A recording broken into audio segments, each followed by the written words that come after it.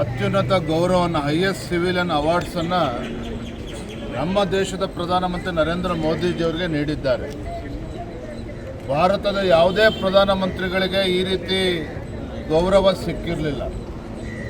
ಅಂದರೆ ಇಡೀ ವಿಶ್ವವೇ ನರೇಂದ್ರ ಮೋದಿಜಿಯವರ ನಾಯಕತ್ವವನ್ನು ಒಪ್ಕೊಳ್ತಾ ಇರ್ತಕ್ಕಂಥ ಸಂದರ್ಭದಲ್ಲಿ AICCಯ ಅಧ್ಯಕ್ಷರಾಗಿರುವಂತಹ ಮಲ್ಲಿಕಾರ್ಜುನ್ ಖರ್ಗೆರವರು ನರೇಂದ್ರ ಮೋದಿಜಿಯವ್ರನ್ನ ಭಯೋತ್ಪಾದಕರು ಅಂತೇಳಿ ಅವ್ರನ್ನ ಹೇಳಿಕೆ ನೀಡಿರುವಂಥದ್ದು ಭಾರತೀಯ ಜನತಾ ಪಾರ್ಟಿ ಅಷ್ಟೇ ಅಲ್ಲ, ಇಡೀ ದೇಶ ಇದನ್ನು ಬಲವಾಗಿ ನಾವು ಖಂಡಿಸ್ತಾ ಇದ್ದಾರೆ.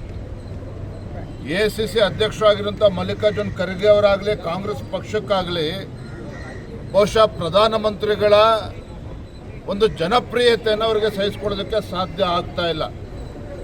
ಅತ್ಯಂತ ಹಿಂದುಳಿದ ಸಮಾಜಕ್ಕೆ ಸೇರಿರ್ತಕ್ಕಂಥ ನರೇಂದ್ರ ಮೋದಿಜಿಯವರು ದೇಶದ ಪ್ರಧಾನಮಂತ್ರಿಗಳಾಗಿ 12 ವರ್ಷಗಳ ಕಾಲ ನಿರಂತರವಾಗಿ ಈ ದೇಶವನ್ನು ಮುನ್ನಡೆಸ್ಕೊಂಡು ಹೋಗ್ತಾ ಇದ್ದಾರೆ. ಇದನ್ನು ಇವರಿಗೆ ಸಹಿಸಿಕೊಳ್ಳೋದಕ್ಕೆ ಸಾಧ್ಯ ಆಗ್ತಾ ಇಲ್ಲ.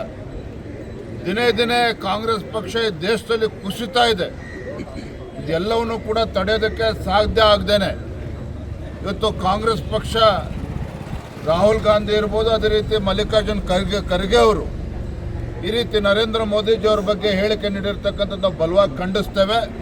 ನಾವು ಆಗ್ರಹ ಪಡಿಸ್ತೇವೆ ತತ್ಕ್ಷಣ ಮಲ್ಲಿಕಾರ್ಜುನ್ ಖರ್ಗೆ ಅವರು ನರೇಂದ್ರ ಮೋದಿಜಿಯವರಲ್ಲ, ಈ ದೇಶದ ಜನರ ಕ್ಷಮೆಯನ್ನು ಅವ್ರು ಕೇಳಬೇಕು ಅಂತೇಳಿ ನಾವು ಈ ಸಂದರ್ಭದಲ್ಲಿ ಆಗ್ರಹ ಪಡಿಸ್ತಾ ಇದ್ದೇವೆ.